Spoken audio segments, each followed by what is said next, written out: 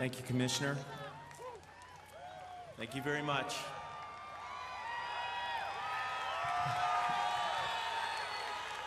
You're going to make this harder than it is, I'm telling you right now. First and foremost, I sincerely wish to thank the Baseball Writers of America for voting me into the Hall. I appreciate how high your standards are, and I consider your blessing a tremendous source of pride and joy. Thank you to Jane, Jeff, Walker, and everyone at the National Baseball Hall of Fame. You treat us like family, help us in every way, and every fan should rest peacefully knowing you are the caretakers of the game. Thank you. Kenny, it is an incredible honor to be going in alongside of you. About the only thing we have in common as ball players are 2 arms and 2 legs. Your talent, athleticism, and tremendous joy you brought to your teammates and fans was infectious. The work ethic you showed as a first overall pick is inspiring. When no one would have blamed you to rest on your pedigree, you worked tirelessly to shine, and that's why you had the highest vote percentage in history.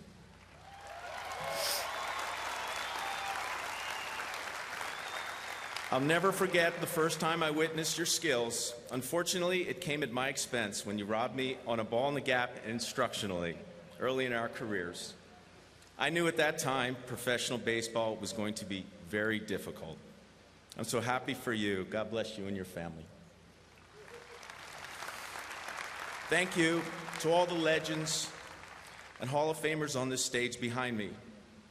You all have given us great joy and inspiration.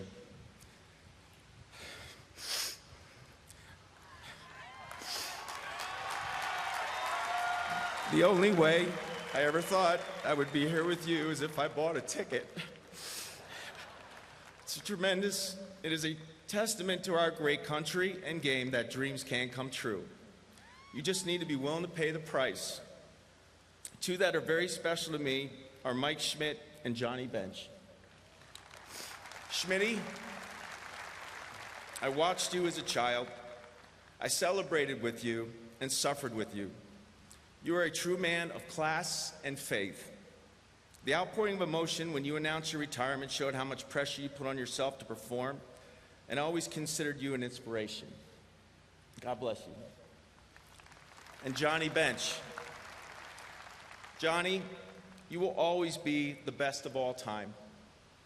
You revolutionized catching, and the game is better because of it.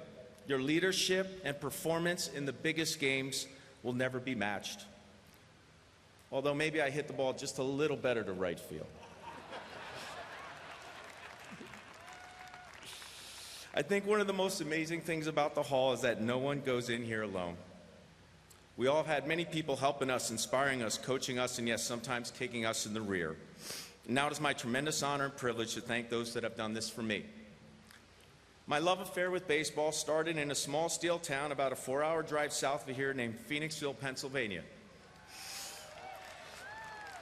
It was a tough town, blue collar, coming off the prosperities of the 50s and 60s. The steel mills had closed, and what was left were the sons and daughters of immigrants. They loved God, their families, and sports. I came up through an intensely competitive Little League, Youth League, and high school program. This town loved its sports. It was evident the fact we were not as big as some of the neighboring towns, some twice our size, but in baseball we punched above our weight. My high school coach was John Doc Kennedy, and he loved the game. Was a great teacher and still scouts today. From early in my high school career, he never gave me anything. He knew my dad and knew who his friend was, yet he still made me work to earn his place on the varsity. And speaking of my dad's friend, Tommy Lasorda, from my dad's hometown of Norristown, Pennsylvania, the town in which I was born. But his personality and toughness were larger than life. He eventually went on a professional career, until this day, is not only famous for being a Hall of Fame big league manager, but by being sent down so that the Brooklyn Dodgers could make room for Sandy Koufax. Tommy Lasorda was always in my corner. He believed when he watched me hit at a young age of 14 that I could play Major League Baseball. Tommy, you were always there for me. You made me your bat boy when the Dodgers were in Philadelphia. You always sent me baseball equipment when I needed it.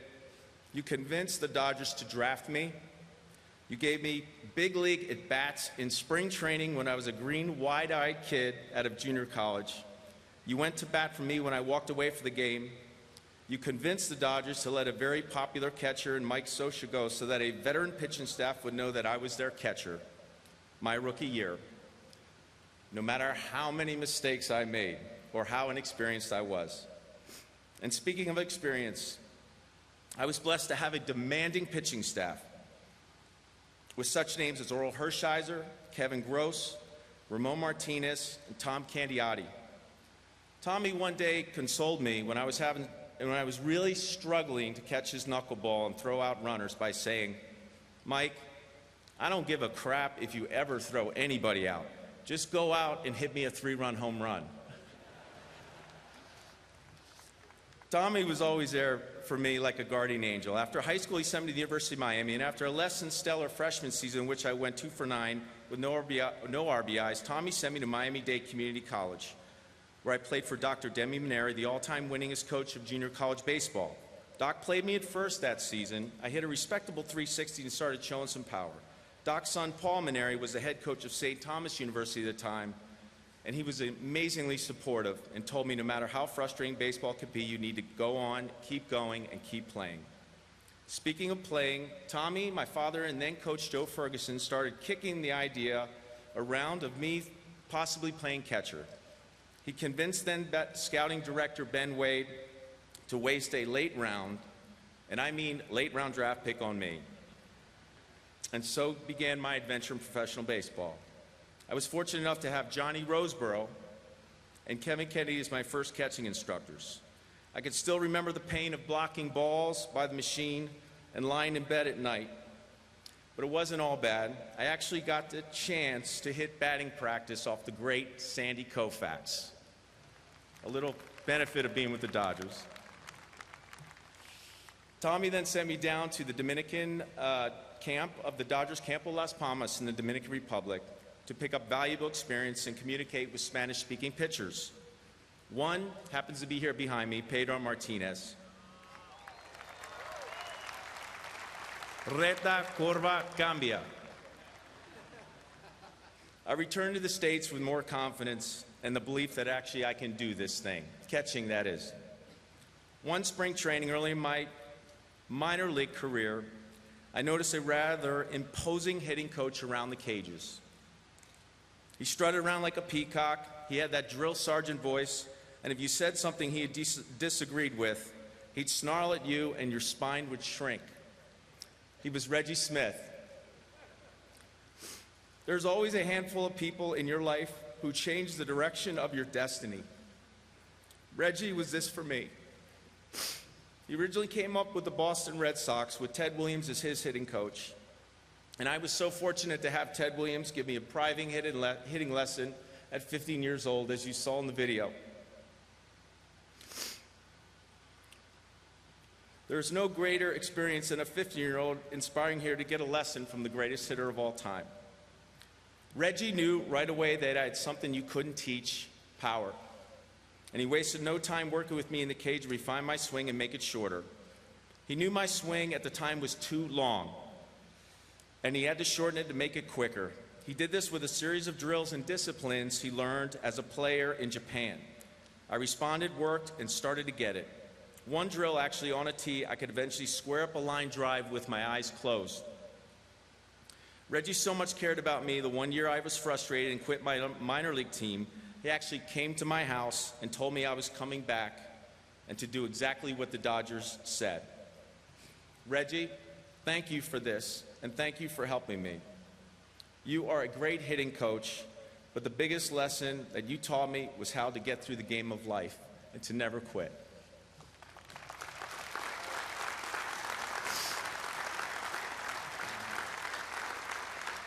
Another coach I wish to thank is Dave Wallace.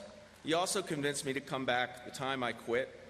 He was my pitching coach with the Mets a couple of years, and I very much enjoyed working with him. The Dodgers had an amazing major and minor league camp in Dodgertown, Vero Beach, Florida. Joe Ferguson worked with me to refine my catching skills, and being a converted catcher of similar size helped me catch according to my body type. Maybe a few here remember a scout named Mel You Betcha Bottom Dollar Didier. He was always in my corner. I want to thank him. He got me through the toughest times in the minors when it could have ended all before it got started. Joe Amalfitano was another coach who helped me tremendously. He was close to about 100% on calling pitch outs, an amazing baseball man. Our bullpen coach was Mark Cressy, and he actually made spring training fun. Go figure. We had Catchers Olympics where he worked on our skills and prizes at the finish. No one worked harder than Mark. I can't tell you the amount of batting practice he threw myself and the team, and it was always straight as a string. Bert Hooton was a minor league pitching coach, and at first was unconvinced that I could be a prospect. Later he told my dad that he thought that I was actually the only prospect on my team and apologized to him. Bert was also my pitching coach for my 1 year in Mexicali in the Mexican Winter League, and he was a great coach. As I started to rise through the Dodgers minor league system, I eventually became friends with Eric Karros, a slick, slugging first baseman out of UCLA by way of San Diego. Eric won Rookie of the Year in 1992, and pretty much like myself was a blue-collar, hard-working, pretty much self-made player, and he would actually steal a base on you if you didn't watch him.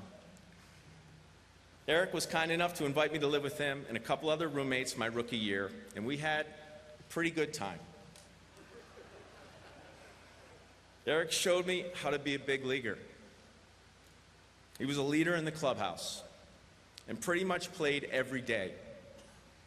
Eric, he reached out to me and we had the time of our lives. It was too short, but your kindness and leadership have always been prominent in my memory. You were an underrated player, and I truly believe that you hitting behind me gave me great protection in the lineup and significantly impacted my career. I always love seeing you and so happy for your success in your broadcasting career. I love you, bro, and God bless you and your wonderful family.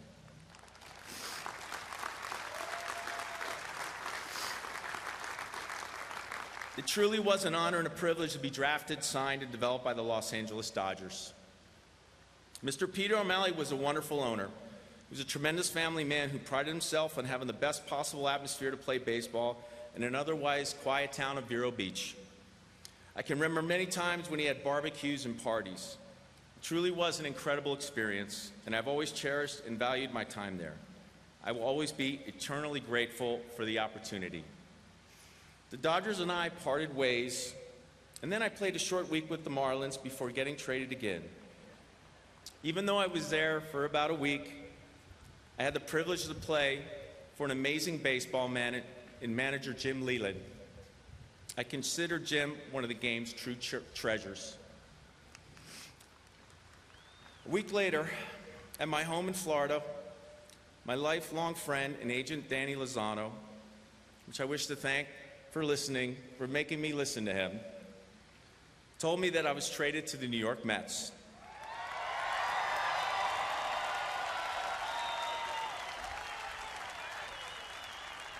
It was actually the last team that I imagined wanted me, but it was the most amazing experience any human being could have. I can't thank our general manager at the time, Steve Phillips, enough. Steve, you took a chance on me, and I'll be forever grateful. I would also like to thank owners Fred and Jeff Wilpon. No price could be put on the experience of playing in New York. Actually, Queens. We were managed at a time by a colorful, unpredictable manager named Bobby Valentine. Bobby, I know we didn't always agree, but you were an amazing motivator, extremely intelligent baseball man, and I can honestly say that you gave the best pregame motivational speech I ever heard. Sorry, Tommy. When I was traded, there was a gutsy, not so big in stature, but big heart, left-handed pitcher named Johnny Franco. He was kind enough to take me into his home and give me his number 31. I know it had special significance to him, but he unselfishly gave it to me, and I will always be grateful. The first game I caught for the Mets that year was pitched by an intimidating yet cerebral left-handed pitcher with a devastating slider named Al Leiter. I never caught someone so intense and with a sense of perfection. One time he actually got mad at me because my idol Mike Schmidt was on a trip with the Phillies at Shea, and he went down to the tunnel to coach in the cage because it was raining. I wanted so badly to talk to Schmidt that I was actually inadvertently coaching a few of their hitters. And he let me know about it. We had a wonderful friendship and some amazing times on the road, and I was always can say that it was my biggest honor to catch one of his best pitch games, a one-game playoff in 1999 against the Cincinnati Reds, in which he didn't shake me off one time. Really wasn't that hard. I just called for a slider. Al, you're an amazing teammate, loving husband, and amazing father to your children, and I have the highest respect for you.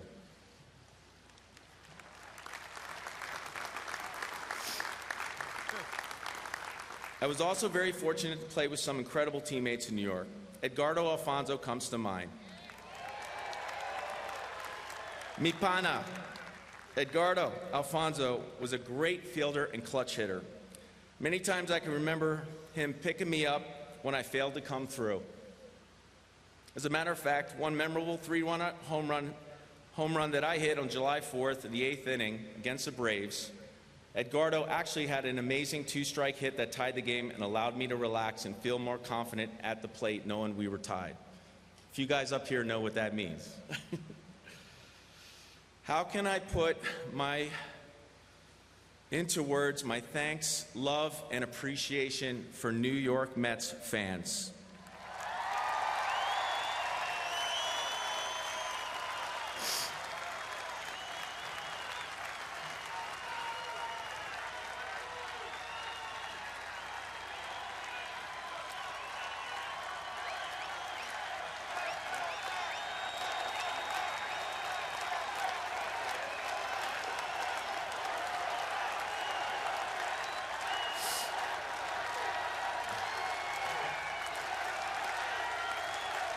You have given me the greatest gift and have graciously taken me into your family. Looking out today at all the incredible sea of blue and orange brings back the greatest time of my life. You guys are serious. We didn't get off on the best foot, but we both stayed with it. At first, I was pressing to make you cheer and wasn't doing the job. You didn't take it easy on me, and I am better because of it. Sometimes a jockey whips a horse. It isn't always pleasant to watch, but it gets results. The 8 years we spent together went by way too fast. The thing I miss most is making you cheer.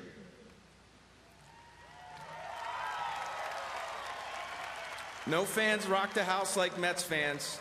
You are passionate, loyal, intelligent, and love this great game. To be the only second Met to enter the Hall of Fame following Tom Seaver brings me great pride and joy. And I truly enjoyed Gary Carter's company. He was a wonderful man, a great player, and I miss him. Unfortunately, it wasn't always the ups and downs of baseball season we experienced. September 11, 2001 is a day that forever changed our lives. To witness the darkest evil of the human heart and witness that as it tore many loved ones from their families will forever be burned in my soul. But from tragedy and sorrow came bravery, love, compassion, character, and eventual healing. Many of you give me praise for the 2-run home run on the first game back on September 21st to push us ahead of the rival Braves. But the true praise belongs to police, firefighters, first responders who knew that they were going to die, but went forward anyway.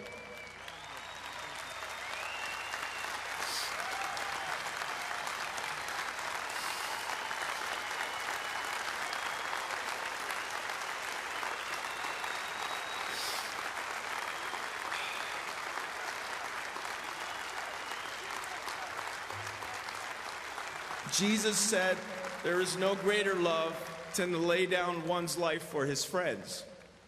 I consider it an honor and privilege to have witnessed that love. Your families and those left behind are always in my prayers. I pray we never forget their sacrifice and work to always defeat such evil.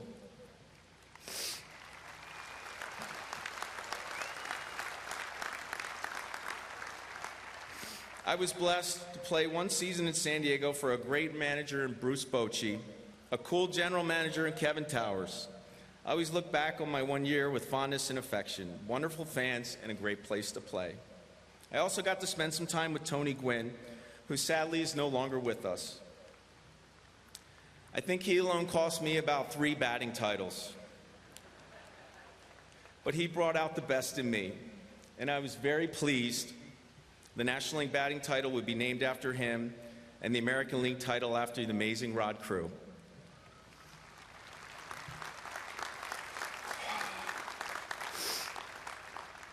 I couldn't imagine leaving the stage without thanking my family.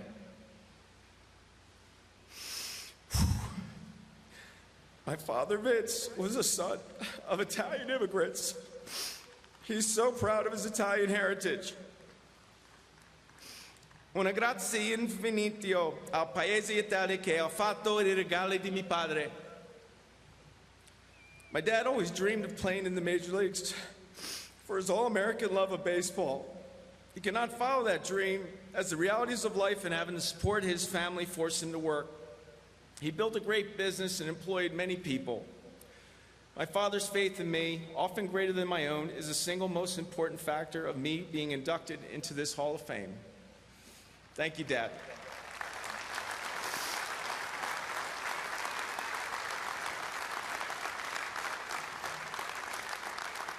I know he watched every game, cried when I cried, was angry when I was angry, and celebrated more than I could ever celebrate.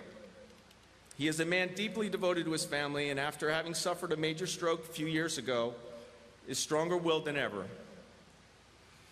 We made it, Dad. The race is over. Now it's time to smell the roses.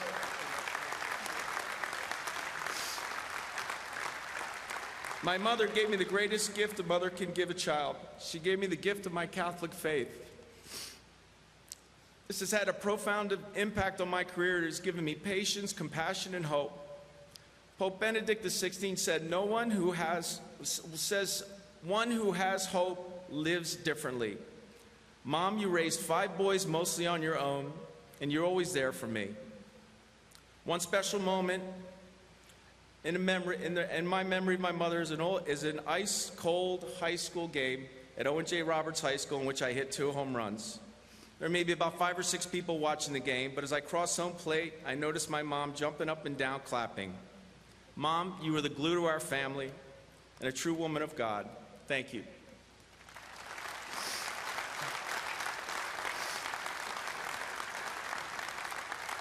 I have the coolest brothers a guy could have. My brothers Vincent, Danny, Tony, and Tommy. I can't think of a time where you guys were not in my corner. You had to put up with me as a kid, always getting more swings than you. And Dad making you shag all my fly balls. But you never complained. When I was feeling depressed about not getting drafted in high school, you pulled your money together and bought me a new stereo. You knew how much I love music. And the bravery you showed while cheering for me in front of hostile Philadelphia Phillies fans is legendary.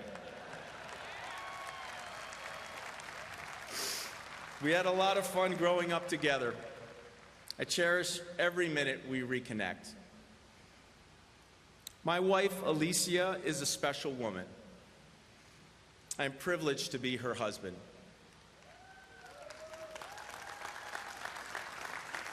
I can honestly say I married my best friend.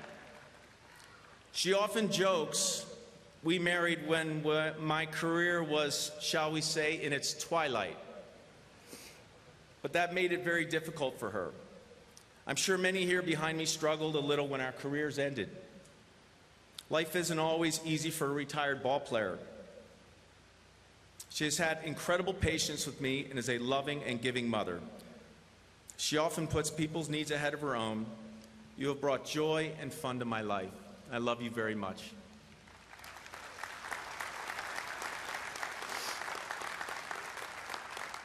You've also given me the greatest gift anyone could have, the gift of my children. Nicoletta, Paulina, and Marco, your father's love for you is endless. I pray you always have peace and love in your lives always.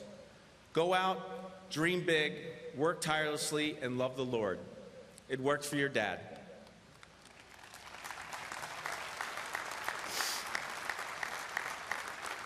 We all persevere.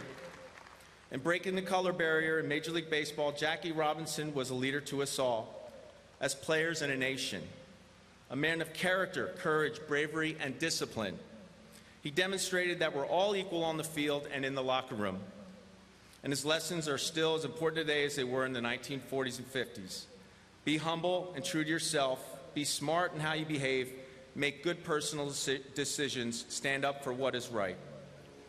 Above all, my religion is a source of personal strength, not a reason to impose your will or put down those who are different. My belief in God has driven me since my childhood and formed my core values of hard work, faith, and belief in yourself. It means feeling a need to give back to your teammates, to your community, to our children.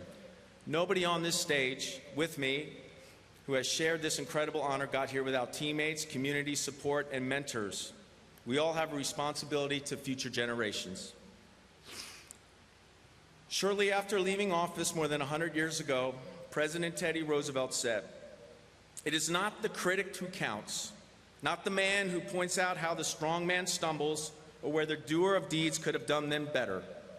The credit belongs to the man who is actually in the arena, whose face is marred by dust, sweat, and blood, who strives valiantly, who errs, who comes up short again and again, because there is no effort without error and shortcoming, but who does actually strive to do the deeds, who knows great enthusiasms, great devotions, who spends himself in a worthy cause, who at best knows in the end the triumph of high achievement, and in the end the triumph, and at worst, if he fails, at least fails while daring greatly, so that his place shall never be with those cold and timid souls who neither know victory nor defeat."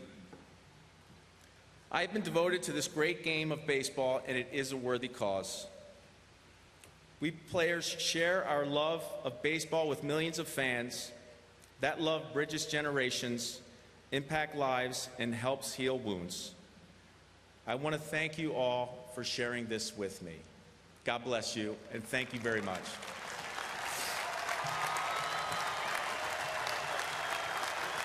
Thank you.